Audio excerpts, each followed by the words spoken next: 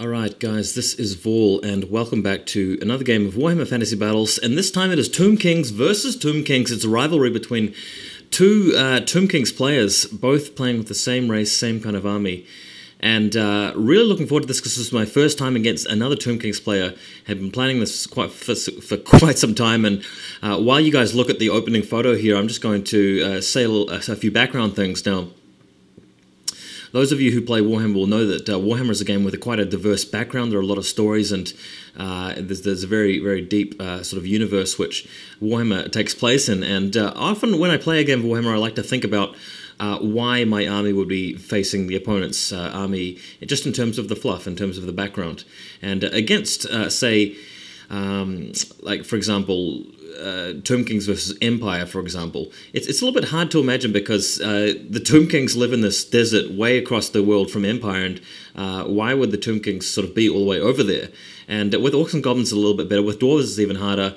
But the thing is, against other Tomb Kings, it actually makes a lot more sense because, according to the background, the Tomb Kings had a lot of rivalries. They had their own sort of kingdoms, and they were only ever united by this one big sort of super guy called Cetra, and at one point Nagash. But I quite like this sort of Tomb Kings versus Tomb Kings game because it's kind of like two rival cities having a bash at each other, and they're in close proximity, so it's very easy for them to get their men together to fight. So that little point aside, the next thing I wanted to say about this particular rivalry is that I was really looking forward to it in a strategic sense because this is the one army in Warhammer that I understand quite well at this point.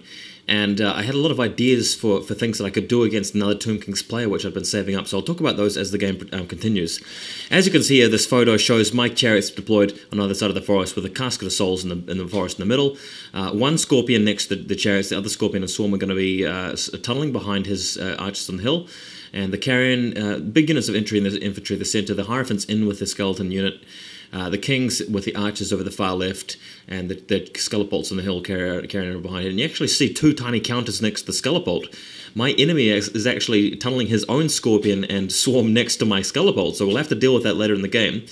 And I'm just going to switch to the next photo, where you can see his army arrayed here. He's got 10 archers on the right side. He's got a bone giant in front of 4 Ushabti. He's actually putting his Lich behind the Ushabti. That Lich has a jar, a Hierodact jar, and a Cloak of Dunes, the same configuration that I used to have on my previous Lich before I changed to a horse-mounted Lich.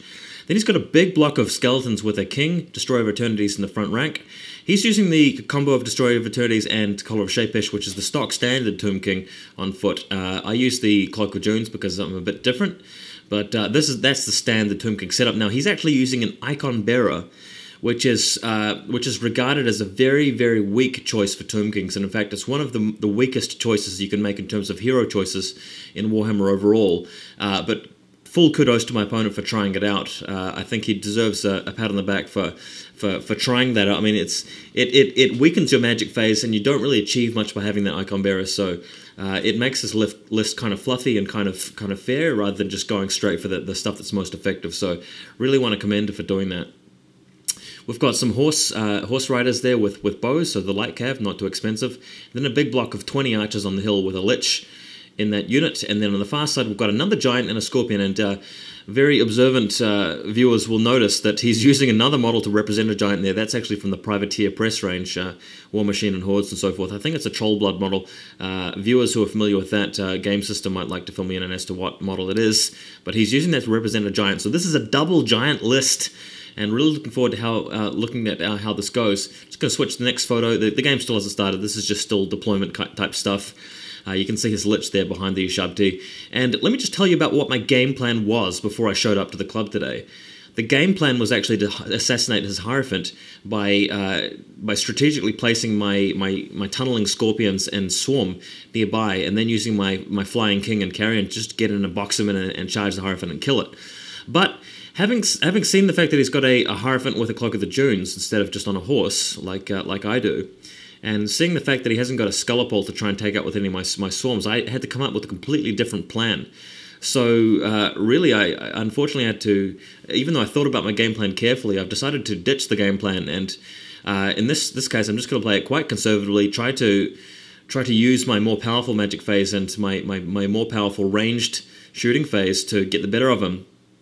and just see how it goes. I'm really going to try and get as much done in the first few turns before the giants arrive as possible, and that's a weaker game plan, but it's what I'm going to go with. Next photo here, you can just see a much better quality picture of all my guys lined up at the front, and you can see he's got 2 giants on either flank, and 1 scorpion has not tunneled. In fact, he's got 1 scorpion facing off the chariots. He'd actually placed that scorpion down once he saw my chariots go down over there, and that's what I'm going to have to be dealing with. 1 scorpion and 1 giant only on the flank, and if my prince's unit can deal with that, then I should be looking really good on that flank, and hopefully we'll be able to sweep around to the archers. All right, the game begins with my opponent taking the first turn. So you may have noticed that his color scheme is predominantly blue and white, blue and brown, and mine is red. So it's the blue Tomb King's beginning. Now he moves his scorpion forward, and he moves his bone giant forward over here. That's sort of the troll giant, or whatever you want to call it. Interestingly enough, he's actually turned his units around so they're facing his own table edge, so that they won't be affected by my casket.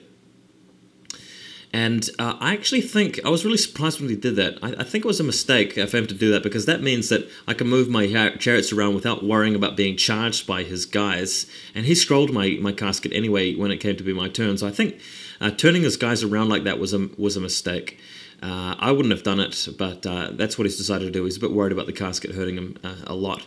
Now he's moved out his archers into the midfield. The archers tried to do some damage on the chariots, but didn't succeed.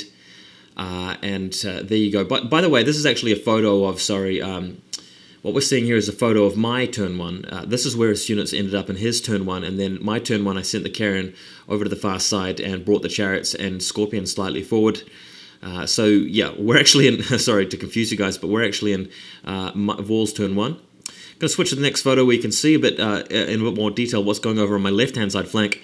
Move the carrion over here. This is pre-magic phase. Move the carrion over here so that it'll be in range of the Hierophant, who's in the skeleton melee warriors unit, and in range of the king.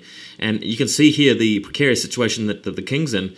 There's a scorpion and a swarm about to tunnel in front of that catapult. Now, I seriously considered moving the king over there to join the catapult crew, but the king doesn't have a ward save. He's got the Cloak of Dunes instead of the Collar of Shepesh. So if the scorpion attacked the king in a frontal assault, potentially he could get a killing blow and wipe out the king, and that would really be devastating for me. So I didn't bring him back like that. Next photo, you can see a better view of, this is a lovely photo, lovely definition here.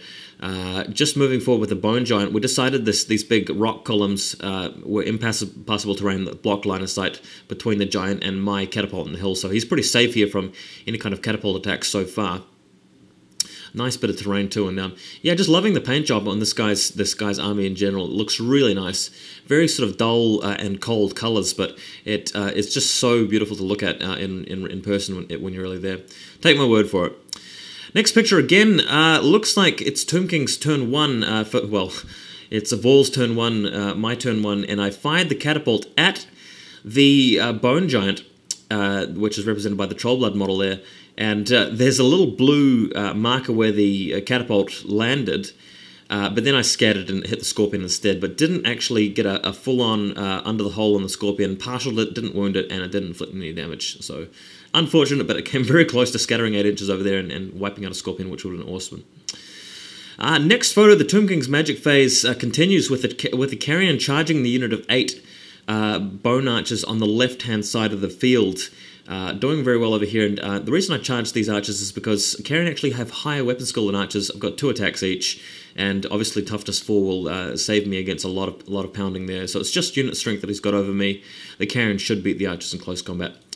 Next picture, all of my shooting wiped out his skeletal horsemen with bows, except for this one lone guy who ended up facing down my whole army with just the one guy left. So I'm going to have to deal with him in a future turn. Quite cool photo there, though. I'm getting really nice clarity on some of these shots. Next picture, Tomb King's magic phase. The prince charges forth. In fact, I think we're on to we've skipped a couple of turns. This is my turn 2, and he's had his turn 2, I think, if I remember correctly. But the prince, most importantly, has charged the scorpion in front, planning on running that scorpion down and overrunning into other stuff. Really worried about his bone giant on the right-hand flank, attacking the flank of my chariots or something that would really hurt. I have actually left the unit with my Hierophant just hiding behind the Tomb Guard. The reason for that is that I'm worried about his bone giant being sent in to charge the unit that the Hierophant's in if he gets any magic off on it. Look carefully at the hill in the background of the photo. The unit of 20 archers that I've got there is stood still, but the unit of 10 archers with a king in it has retreated 2 inches up on top of the hill, so that they're actually on top of the counters where the swarm and the scorpion will show up. Now that's very important. It was a clever idea that I came up with halfway through this game, and I realized that if he rolls a hit for determining where the scorpion and the swarm will show up, they're going to be in base contact with that arch unit, and if the king's in the front rank, the scorpion won't be able to attack the king straight away. So I'll be able to lock the scorpion and the swarm in combat without them attacking the catapult crew. And then in my turn, I'll be able to move the king to the back rank, use smiting, and take out the scorpion that way. So that was my plan.